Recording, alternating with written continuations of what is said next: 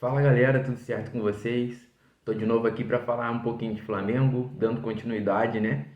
No último vídeo eu falei um pouquinho sobre as primeiras impressões do trabalho do Dorival Júnior. Hoje a gente já está aqui para falar do confronto válido pela rodada do Brasileirão entre Atlético Mineiro e Flamengo no Mineirão. E nesse primeiro momento eu gostaria de convidar você a se inscrever no canal, a deixar seu like, seu comentário, ser parte do nosso grupo aqui, interagir bastante com a gente pelas redes sociais. Vou deixar aqui linkado também o meu Twitter para você acompanhar meu trabalho por lá, as minhas análises, opiniões, alguns comentários pontuais sobre o jogo. E desde já eu queria pedir esse seu apoio, pedir sua colaboração para estar desenvolvendo esse trabalho da melhor maneira. De falar taticamente do jogo, eu queria falar um pouquinho historicamente dos últimos confrontos entre Atlético e Flamengo, né? O Flamengo desde 2019, com aquele ano mágico, com muito do que se esperava daquele time, dos confrontos, a gente vê que essa rivalidade tem crescido bastante, esse desenvolvimento desse novo domínio no cenário nacional pode ser visto por conta de Flamengo, de Galo, por conta de investimento, por conta de estrutura, por conta de planejamento e principalmente pelo campo, né? O Atlético em 2020 passou por uma reformulação com Jorge Sampaoli, o Flamengo oscilou, acabou sendo campeão brasileiro com o Rogério Ceni, teve troca de comando e tudo que ronda o clube de regatas do Flamengo também nesses últimos anos.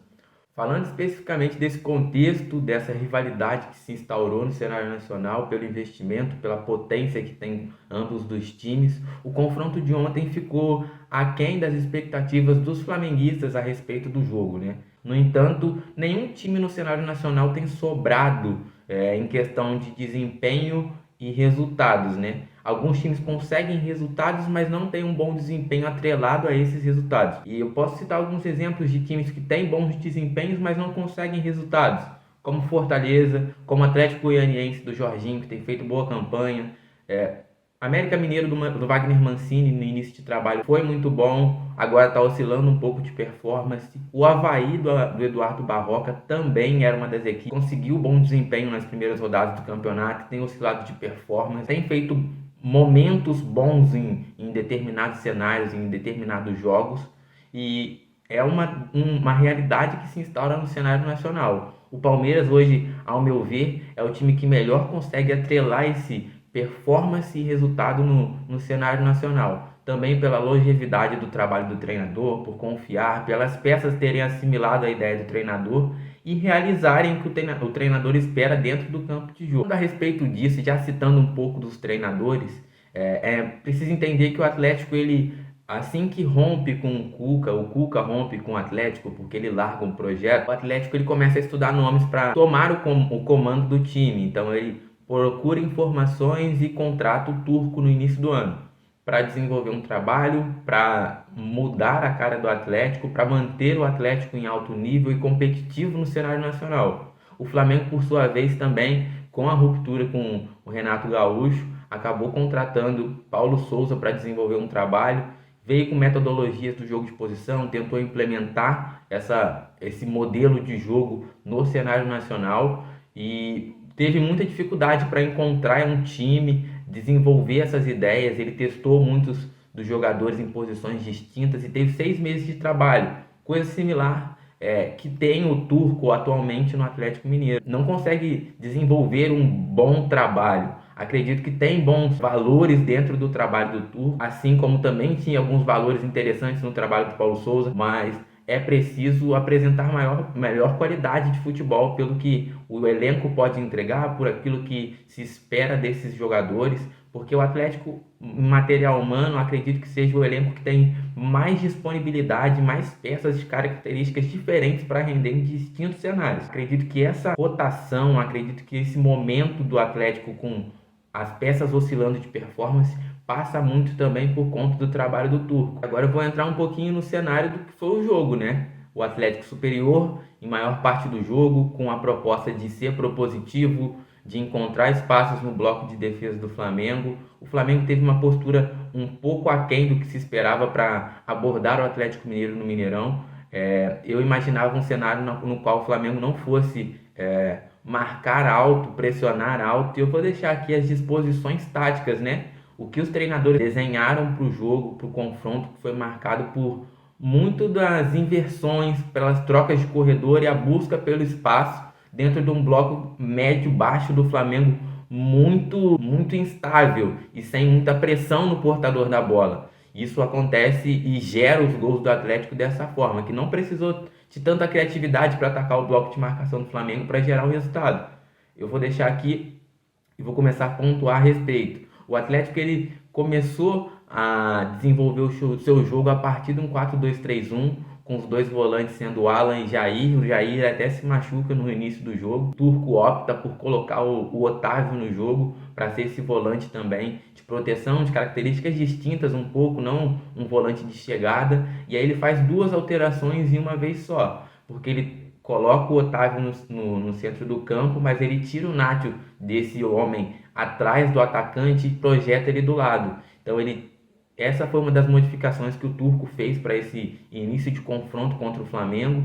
O Vargas iniciou o jogo aberto pela direita, buscando esse corredor, trabalhar trazendo para o centro do campo, tentar conectar com o Hulk, mas não teve tanto êxito nessa execução dessa proposta.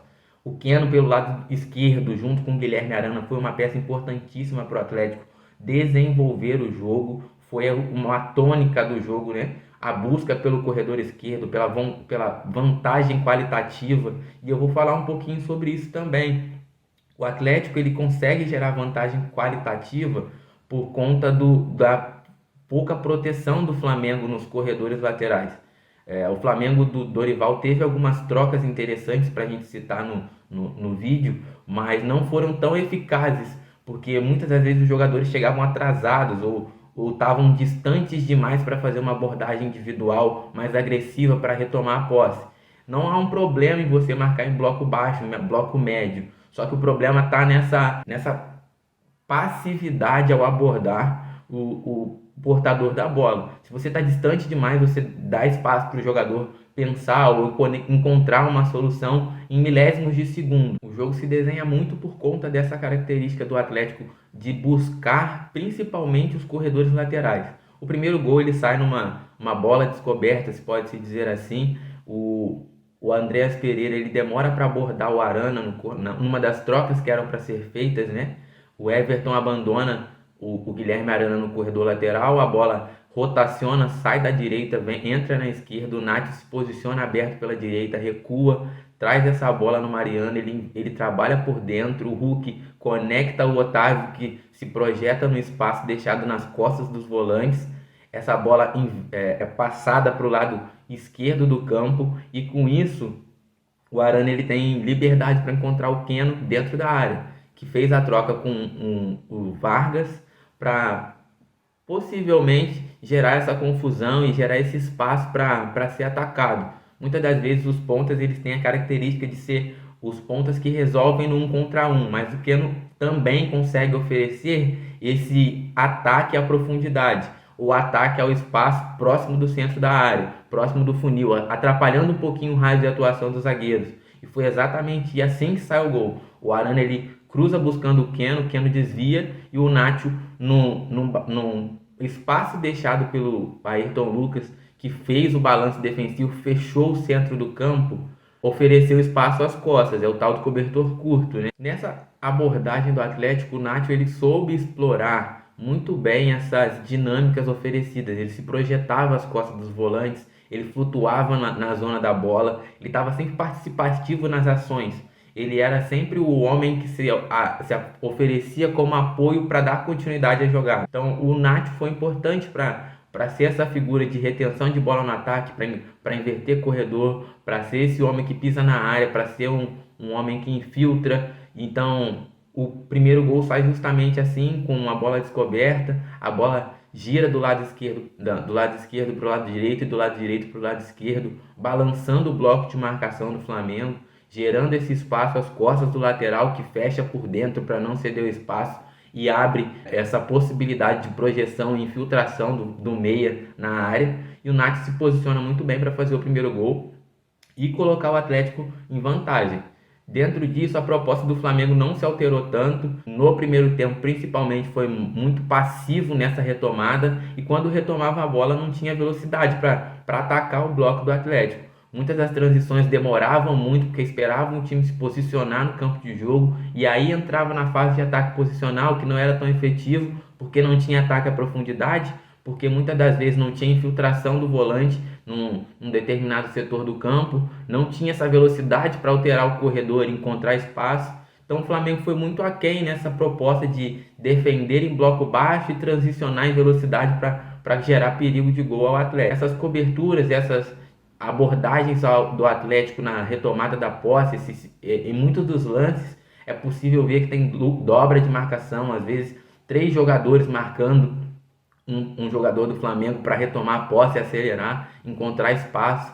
Eu acredito que no primeiro tempo o Flamengo poderia ter saído com um resultado pior do que foi 1-0. No segundo tempo a gente pode perceber que o Flamengo do Dorival ele veio com alterações, ele colocou o Ilharão e o Marinho, buscando essa profundidade nos corredores laterais, buscando essa projeção, buscando tomar as rédeas do jogo e no início de jogo nesse início de segundo tempo foi bem efetivo, porque ele conseguiu pelo menos criar 3 chances de gol. O Flamengo ontem pecou principalmente por conta dessa não ataque à profundidade, né? Sem esse ataque à profundidade que muitas das vezes é dado pelos laterais no sistema do Dorival, porque o corredor lateral é uma das tônicas do trabalho dele. Utilizar bem esse corredor lateral para gerar espaço, espaçar a linha adversária, lançar a linha adversária um pouco mais para trás, visando gerar espaço próximo da área para infiltração do volante ou para o meia que se projeta na área e para finalizar em gol ou para servir um companheiro. Então a intenção é trabalhar pelo lado do campo, gerar espaço e atacar esse espaço por dentro. Contra o Internacional foi assim, contra o Cuiabá o Flamengo também trabalhou dessa forma, só que ontem não foi tão efetivo contra o Atlético Mineiro, que pouco oferecia essa possibilidade das ultrapassagens do lateral, ou dos laterais, no caso. Tanto o Mateuzinho quanto o Ayrton Lucas foram realizar boas ações ofensivas no segundo tempo, com o Atlético esperando para transicionar e matar o jogo. O gol sai basicamente numa transição. Alguns interpretam como transição, outros interpretam como organização ofensiva, mas há uma tônica bem interessante. Os laterais do Atlético não pisaram no fundo do campo para fazer os cruzamentos e encontrar os atacantes. Eles cruzaram de uma zona de 3/4, que muitos dos analistas, muitos dos comentaristas têm falado a respeito, que é a zona onde os meias eles têm a obrigação de fechar esse espaço, mas muitas das vezes eles liberam o lateral para atacar essa profundidade. Eles deixam o lateral fazer a ultrapassagem para sufocar após ele não ter mais saída a não ser cruzar de qualquer forma. Ontem não foi uma dessas tônicas. O Atlético faz os 2 gols basicamente nessas inversões de corredor e cruzando antes.